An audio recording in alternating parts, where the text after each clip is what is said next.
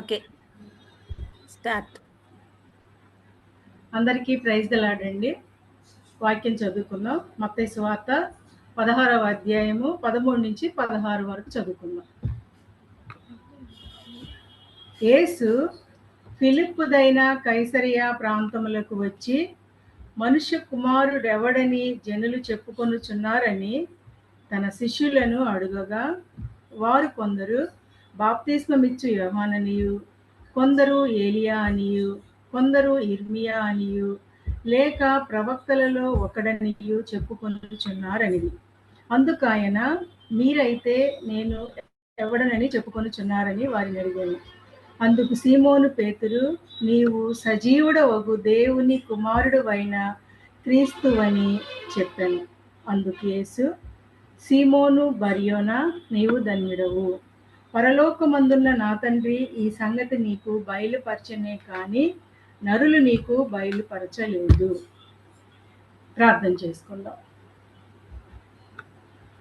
మహాగణుడా, మహాపరిశుద్ధుడా, ప్రేమమయుడా, దయామయుడా, గొప్ప దేవ, నీ బంగారు పాదములకు వందనాలు, స్తోత్రములు ప్రభువా.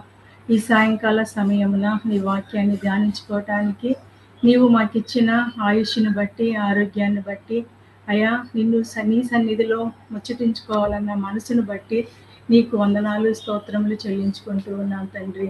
తన ప్రియులు ముచ్చటించుచుండగా ఆయన వారి ప్రార్థనను, వారి మాటలను ఆలకించును అని పరిశుద్ధ గ్రంథంలో ఉన్నది. నీ పరిశుద్ధ గ్రంథంలో ఉన్న అమూల్యమైన విషయాలను మేము నేర్చుకోవాలన్న ఆశతో ప్రభువా, అయా నీ గ్రంథాన్ని ధ్యానించుకుంటూ ఉండగా తండ్రి, అయా అర్థము కాని విషయాలను మీరు మాకు తెలియచేయండి ప్రభువా.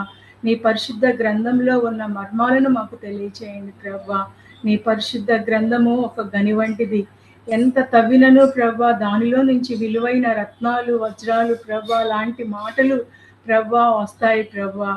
అలాగున ప్రభా మేము నేర్చుకోవటానికి నీవు మాకు ఇచ్చిన కృపను బట్టి నీకు వందనాలు. ఈ యొక్క జూమ్ ద్వారా ప్రభా అయా ఈ యొక్క కుటుంబాన్ని, ఈ యొక్క బిడ్డలను ప్రభా మాకు ప్రభా అయా ప్రభా సమకూర్చినందుకు నీకు వందనాలు, స్తోత్రములు, స్తోత్రములు దేవా.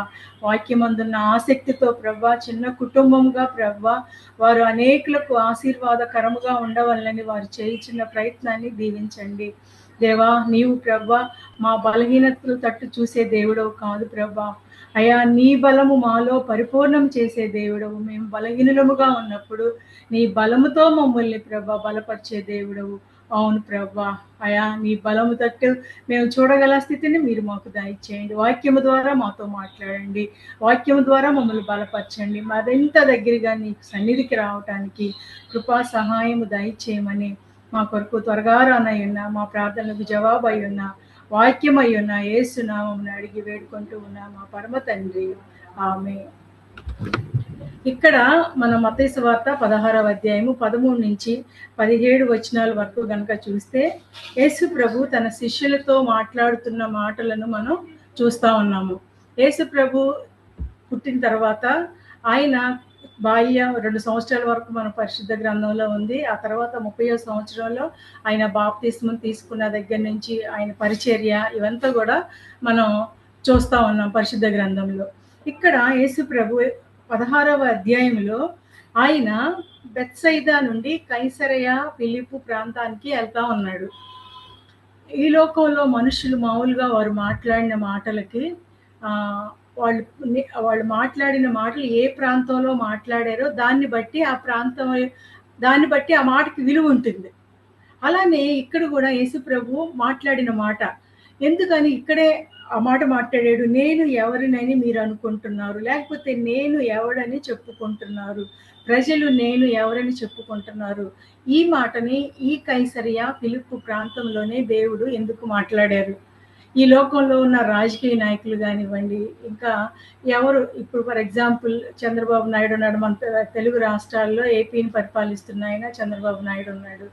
ఆయన రాయలసీమలో వెళ్ళి మాట్లాడాడు అనుకోండి, అది జగన్ కోసమే అన్నట్లుగా అనుకుంటారు. జగన్ ఇక్కడ అమరావతిలో వచ్చి మాట్లాడాడు అనుకోండి, ఇక్కడ అమరావతి ప్రజల కోసమే. ఇలా ప్రాంతాన్ని బట్టి వారు మాట్లాడిన మాటలకు ఆ ప్రాంత ప్రజలకు అన్వయించిద్ది. వాళ్ళు ఇండైరెక్ట్ గా మాట్లాడినప్పుడు ఆ ప్రాంత ప్రజలకు అన్వయించిద్ది అని చెప్పుకుంటా ఉంటాం ఈ లోకానుసారంగా. అలానే యేసు ప్రభు కూడా ఇక్కడ ఆయన జీవితం ప్రతి మనిషి జీవితంలో ఒక అంచెలంచెలుగా అభివృద్ధి ఉంటుంది. ఎవరైనా పెరుగుదల లేదనుకోండి ఏం చేస్తారు? చాలా బాధపడతా ఉంటారు. ఆడపిల్ల ఒక వయసు వచ్చిన తర్వాత ఆ అమ్మాయిలో పెరుగుదల లేదనుకోండి డాక్టర్ చూయిస్తాము, బాధపడతాము, చింతపడతాము, ఇలాన్నీ ఉంటాయి. అలానే ప్రతి మనిషి జీవితంలో ప్రతి స్టేజ్ కూడా కష్టమైనదే. ఏంటి మన బాల్యంలో స్కూల్‌కి వెళ్ళటం చాలా కష్టమైన పని. అయినా గానీ కష్టమైనా పిల్లల్ని స్కూల్‌కి పంపిస్తాం. ఎగ్జామ్స్ రాయటం కష్టం. అయినా గూడా ఎగ్జామ్స్ రాయిస్తాము. అలానే స్కూల్ అయిపోయిన తర్వాత కాలేజ్ ఎడ్యుకేషను, యూనివర్సిటీ ఎడ్యుకేషను, అలానే ఇంకా చదువుకుంటే ఇంకా రీసెర్చ్ అని ఇలా ప్రతి స్టేజ్‌లో మానవునికి శ్రమలే. దైవజనులు దేవదాసయ్య గారు ఒక పాట రాశారు. అదేంటి అనంటే, స్థిమితము లేదు గదా మానవునికి క్షితియందు శ్రమలే గదా! శ్రమలే ఎచ్చోటను, శ్రమలే ఏ వేళను, ఒక శ్రమ పోతే ఇంకొక కొత్త శ్రమ వస్తూనే ఉండిద్ది. ఇదే మానవ జీవితం. మనం ఎప్పుడైనా శ్రమలు లేకుండా ఖాళీగా ఉన్నారనుకోండి, భక్తుల పేరు నాకు గుర్తులేదు. ఆయన అనేవాడంట, "ఏంటయ్యా దేవుడా నేనంటే నీకు ప్రేమ లేదా? నాకు ఈరోజు శ్రమ పంపించలేదు" అనేవాడంట. అంటే ప్రతిదినము శ్రమ రావటం వల్ల ఏమవుతుంది అనంటే, ఆ శ్రమలో మనం ఏం చేస్తా ఉంటాం? దేవుడికి సమీపంగా ఉంటాము. అందుకనే కొన్నిసార్లు దేవుడు తన్ను ప్రేమించిన వారిని సామెతల్లో ఉండిద్ది. తల్లిదండ్రులు ఎవరినైతే ప్రేమిస్తారో వాళ్ళకేంటి దెబ్బలు ఎక్కువగా పడతాయి. అలానే దేవుడు తన్ను ప్రేమించిన బిడ్డలకు కూడా శ్రమల ద్వారా వాళ్ళని పరీక్షించి మన యోగ జీవితాన్ని కూడా చూడొచ్చు. అలా మనిషి ప్రతి జీవితంలో ఏంటి అనంటే ఒక ఘట్టం. అలానే యేసు ప్రభు జీవితంలో కూడా ఆయనది కూడా ఏంటి అనంటే ఆయన జీవితం అంతా కూడా లేఖనాల నెరవేర్పే. లేఖనాలు ముందుగానే ప్రవచించబడ్డాయి. ఆ ప్రవచనాల ప్రకారం ఆయన పుట్టుక, ఆయన పెంపకము, అలానే తర్వాత ఆయన బాప్తిస్మము, ఆయన శిలువ మరణము, ఆయన మరణం అయిన తర్వాత ఆయన పునరుద్ధానము, తర్వాత ఆయన 40 రోజులు ఇవన్నీ కూడా లేఖనాల ప్రకారం నెరవేర్పాయి. అలానే ఇక్కడ కూడా యేసుప్రభు ఈ బెత్సైదా నుండి గలిలయ, కైసరయ ఫిలిప్పు ప్రాంతానికి, ఇది చూడండి ఈ మ్యాప్ లో మీకు చూపిస్తున్నట్టుగా బెత్సైదా కింద ఉన్న భాగము. కైసరయ ఫిలిప్పుకి వెళ్ళాలంటే ఈ ప్రాంతంకి ఏం చేయాలి అని అంటే ఎక్కి వెళ్ళాలి. దాదాపు ఎక్కి వెళ్ళవలసిన ఇది ఈ ప్రాంతము 30 మైళ్ళు పైకి ఎక్కాలంట. 30 మైళ్ళు పైకి ఎక్కాలి. అక్కడ యేసు ప్రభు ఈ మాటని ఎందుకు మాట్లాడారు? నేను ఎవరినని ప్రజలు అనుకుంటున్నారు అని చెప్పారు. ఏంటి ఆ ప్రాంతానికున్న ఇంపార్టెన్స్ ఏంటి? మనం గనక మత్తయి సువార్త 4వ అధ్యాయము 17వ వచనం గనక చూస్తే 4:17 అప్పటి నుండి యేసు పరలోక రాజ్యము సమీపించి ఉన్నది కనుక మారు మనసు పొందుడని చెప్పుచు ప్రకటింప మొదలుపెట్టెను. ఎప్పటి నుండి? ఆయన బాప్తిస్మం తీసుకున్న దగ్గర నుంచి, ఆయన శిష్యులను ఏర్పరచుకున్న దగ్గర నుండి ఆయన డ్యూటీ మొదలు పెట్టేశారు. ఏంటి? పరలోక రాజ్యము సమీపించి ఉన్నది, మారు మనసు పొందండి. అప్పటి నుండి మొదలు పెట్టారు. ఈ మాట మాట్లాడటానికి ముందు మనం గనక మత్తయి సువార్త 16వ అధ్యాయము 21 గనక మనం చూస్తే, అప్పటి నుండి తాను యెరూషలేమునకు వెళ్ళి పెద్దల చేతను, ప్రధాన యాజకుల చేతను, శాస్త్రుల చేతను అనేక హింసలు పొంది చంపబడి 3వ దినమున లేచుట అగత్యమని యేసు తన శిష్యులకు తెలియచేయ మొదలు పెట్టగా, అప్పటి నుండి ఒక భాగంలో ఏమైంది? ఆయన సేవ చేయటం మొదలుపెట్టాడు. ఈ 16వ అధ్యాయం అప్పటి నుండి అన్నది ఆయన తన యొక్క శిలువ శ్రమల గురించి తెలియచేయటం మొదలుపెట్టారు. ఆయన శ్రమ పడతానని చెప్పారు, చనిపోతానని చెప్పారు, 3వ దినంన లేస్తానని చెప్పారు. అయితే ఈ ప్రాంతం యేసయ్య కైసరయ ఫిలిప్పు ప్రాంతానికి వచ్చి ఏంటి ఆయన మాట్లాడటానికి కారణం ఏంటి అన్నది మనం చూద్దాము. ఈ కైసరయ ఫిలిప్పు ప్రాంతం యొక్క ఇంపార్టెన్స్ చెప్పటమే ఈ రోజు మెసేజ్ యొక్క ముఖ్య ఉద్దేశము. ఈ యొక్క కైసరయ ఫిలిప్పు ప్రాంతము దగ్గర ఏముంటుంది అని అంటే హెర్మోను పర్వతం ఉంటుంది. ఈ హెర్మోను పర్వతము నుండి నీరు ప్రవహించి యోర్దాను నదిలోనికి వస్తూ ఉంటాయి. ఈ ప్రవాహానికి పక్కనే కైసరయ ఫిలిప్పు ప్రాంతం ఉంటుంది. ఈ లోకంలో కనుక మనం చూస్తే ఎక్కడైనా సరే, ఫర్ ఎగ్జాంపుల్ ఇక్కడ విజయవాడ చూద్దాము. విజయవాడ కృష్ణా నది పైన కొండ ఉండిద్ది. ఆ కొండకి ఒకవైపున ఒక దేవుడు, ఇంకొక కొండ మీద ఇంకొక దేవుడు. ఇటువైపు కొండ వైపేమో మేరీమాత ఉంది, అటువైపు కొండమేమో ఇంకొక దేవుళ్ళు ఉన్నారు. ఇలా నదీ ప్రవాహంలో, నది ఒడ్డున, లేకపోతే పర్వత ప్రాంతాల్లో ఈ లోకంలో మనుషులు ఏం చేస్తా ఉంటున్నారంటే వారికి ఇష్టమైన దేవుళ్ళను కొలుచుకుంటా ఉన్నారు. మనం ఐగుప్తు గనక ఒకసారి చూస్తే, ఐగుప్తు దేవుళ్ళకు దేవుడు తీర్పు తీర్చాడు. ఎన్ని తెగుళ్ళ ద్వారా వాళ్ళేంటి, ఏదైతే భయం దేని ద్వారా అయితే మనిషికి భయమో అదే దేవుళ్ళు. ఈ లోకంలో మనుషులు ఏంటి అంటే ఎలా దేవుళ్ళని చేసుకుంటున్నారంటే, ఏ విషయంలోనన్నా వాళ్ళకి భయం వచ్చిందంటే ఆ భయాన్నే దేవుడుగా కొలుచుకుంటా ఉన్నారు. ఫర్ ఎగ్జాంపుల్, మరి ఈ లోకంలో ధనము ఒక దేవత, ధనము ఒక దేవతగా పేరు పెట్టుకున్నారు. డబ్బులు కింద పడ్డాయి అనుకోండి, కళ్ళకు అద్దుకొని తీసుకుంటారు. ఎందుకని?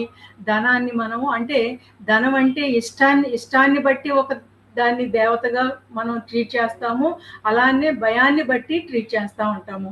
ఈ కైసరియా ఫిలిప్పు ప్రాంతాల్లో కూడా 3 దేవుళ్ళకు లేకపోతే 3 దేవతలకు ప్రసిద్ధిగా ఉంది. మొట్టమొదటగా ఈ యొక్క ప్రాంతంలో ఇది చూడండి, ఈ యొక్క భౌగోళిక మరియు ఆధ్యాత్మిక చరిత్ర ఈ యొక్క ప్రాంతంలో ఈ కైసరియా ఫిలిప్పు హెర్మోను పర్వతము అడుగున ఉంది. ఇది యోర్దాను నదికి ముఖ్యమైన మూలము. ఈ ప్రదేశము శతాబ్దాలుగా విగ్రహారాధనకు కేంద్రంగా ఉంది. ఇక్కడ బబులోనియన్లు, గ్రీకులు మరియు రోమన్లు తమ తమ దేవతలను పూజించారు. ఒకళ్ళ తర్వాత ఒకళ్ళు పరిపాలన చేయటం వల్ల ఇక్కడ ఒక్కొక్కళ్ళు వచ్చినోళ్ళు, బబులోనియన్లు వాళ్ళకొక దేవత, అలానే గ్రీకులు వాళ్ళకొక దేవత, రోమన్లు వాళ్ళకొక దేవతని ఇక్కడ ఏర్పాటు చేసుకున్నారు. నదీ పరివాహక ప్రాంతాల్లోనే ఈ యొక్క దేవతల్ని ఏర్పాటు చేసుకుంటారు.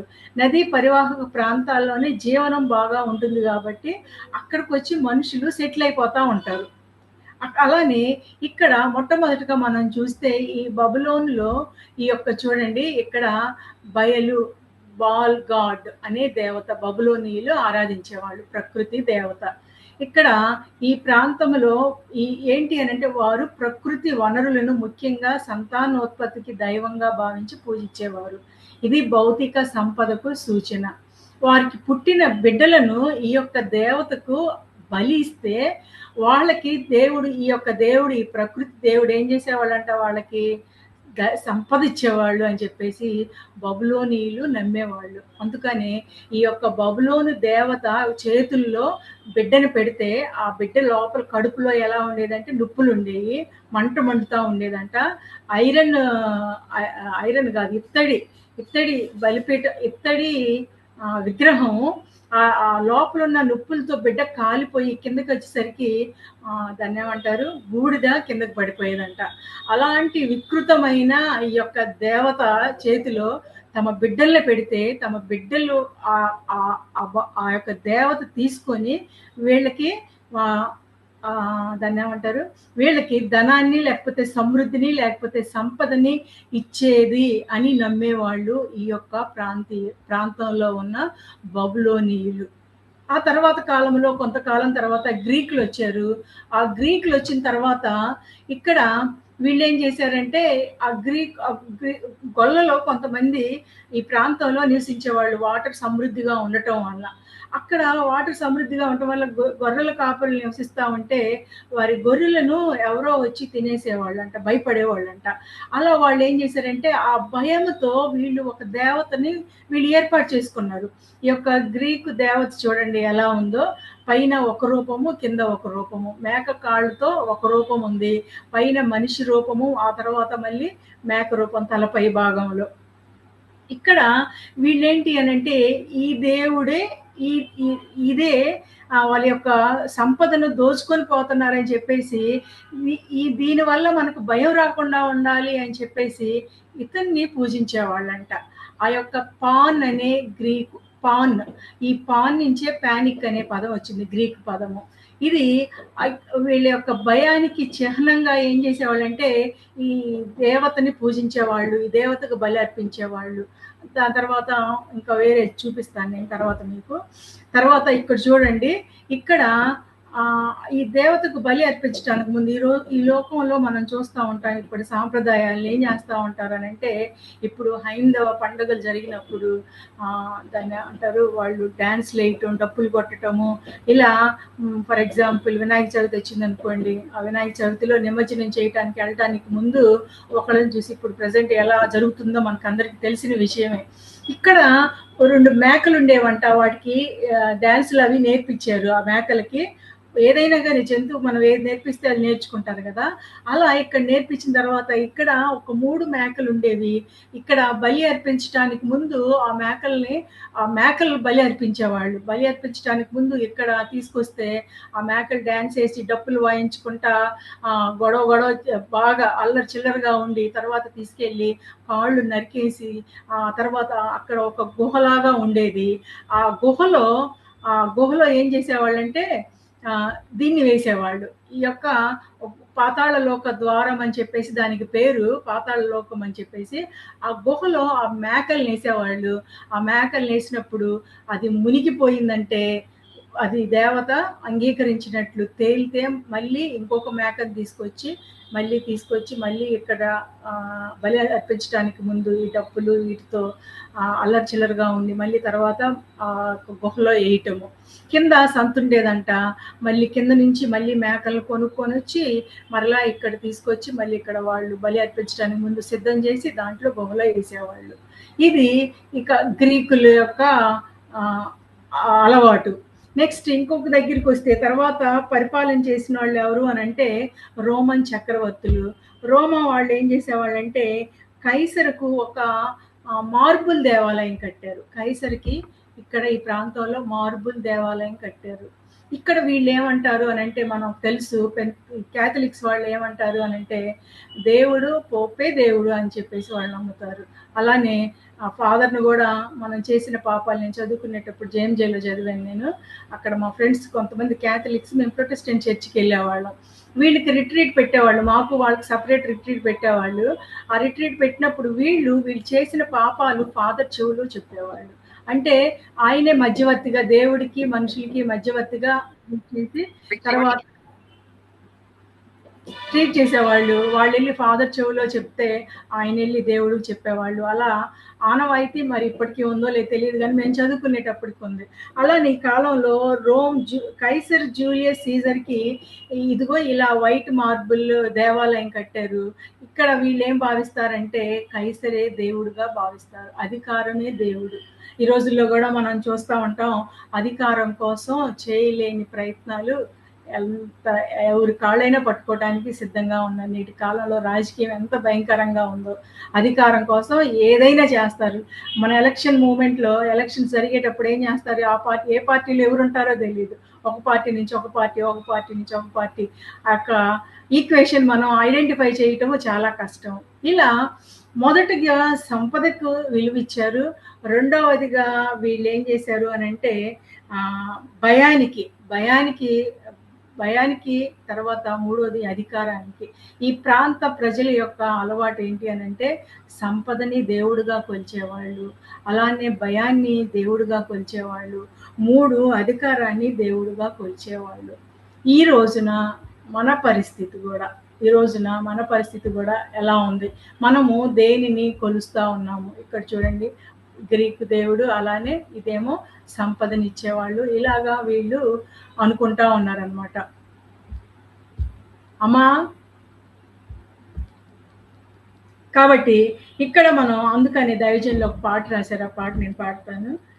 అనాది పురుషుండైన దేవుని ఆరాధించండి, ఆనాది దేవుండే,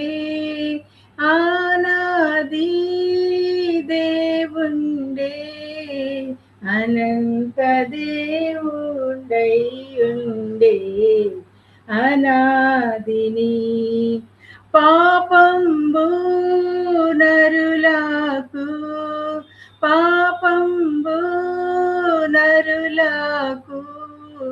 పరమాత్ముని మరుగు చేసి అయ్యయ్యో, పాపులందరికీ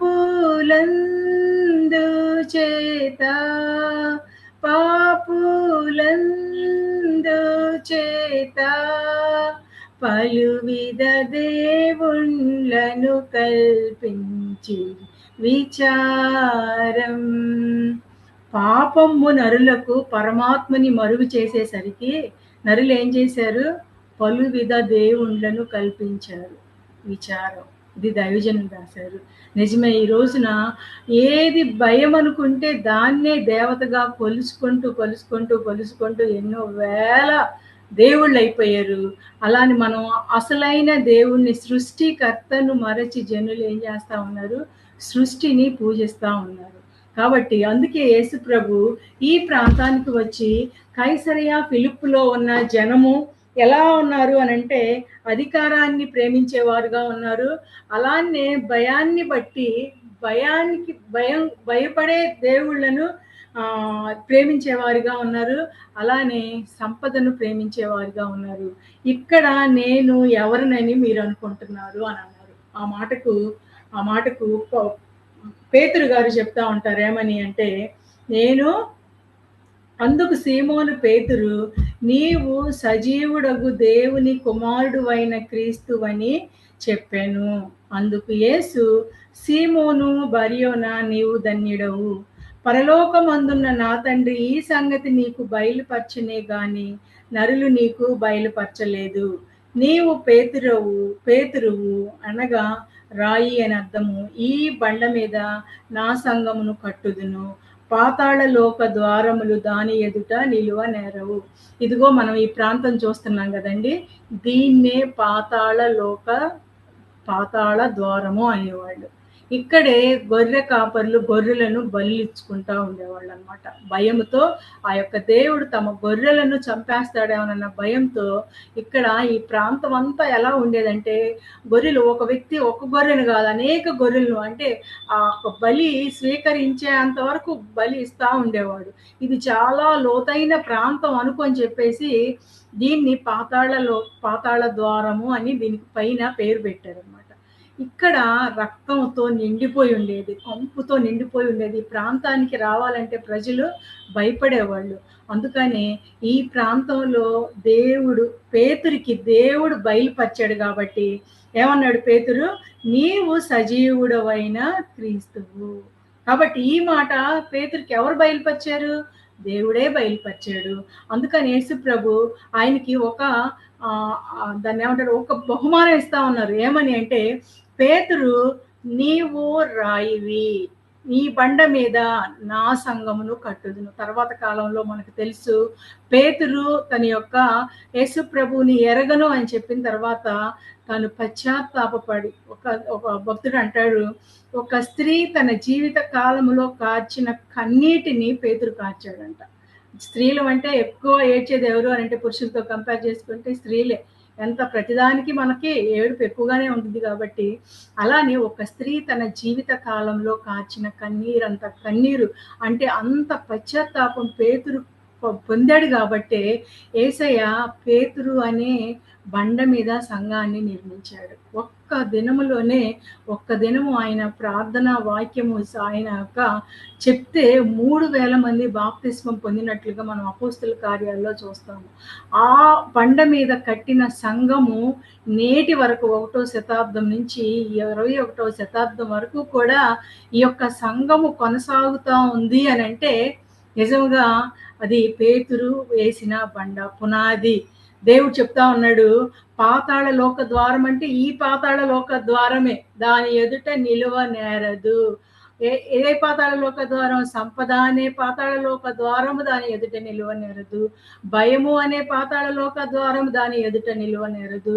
అధికారము అనే పాతాళ లోక ద్వారము దాని ఎదుట నిలువ నేరదు అని ప్రభు చెప్పినట్లుగా మనం చూస్తా ఉన్నాము.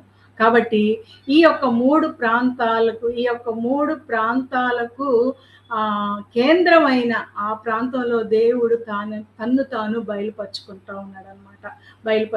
ఉన్నాడు. కాబట్టి మనము ఈ యొక్క వాక్యాన్ని బట్టి మనమే నేర్చుకుంటున్నాము.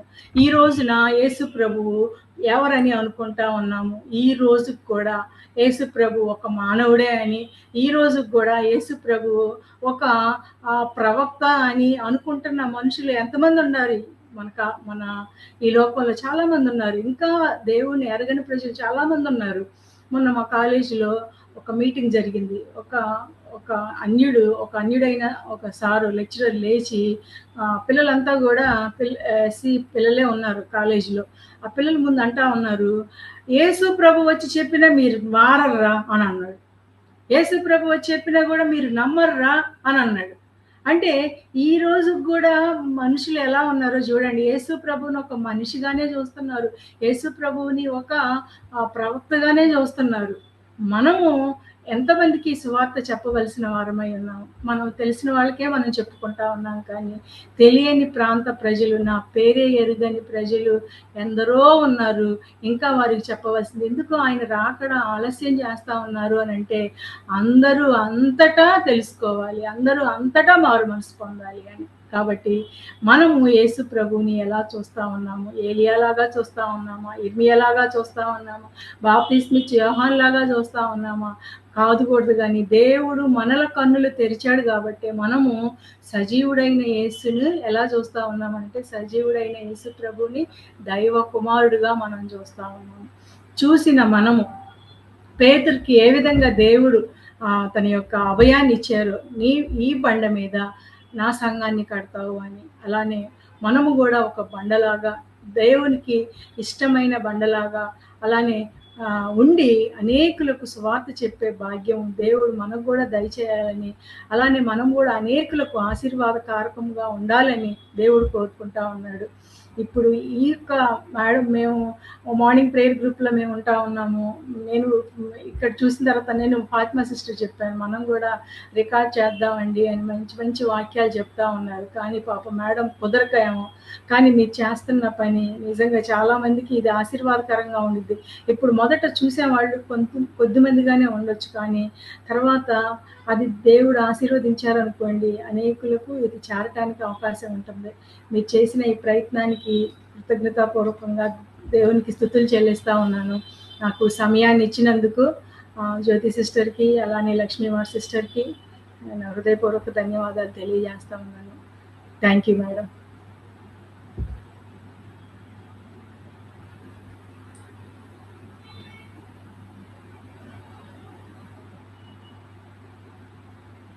జూమ్ మ్యూట్ లో ఉన్నావు.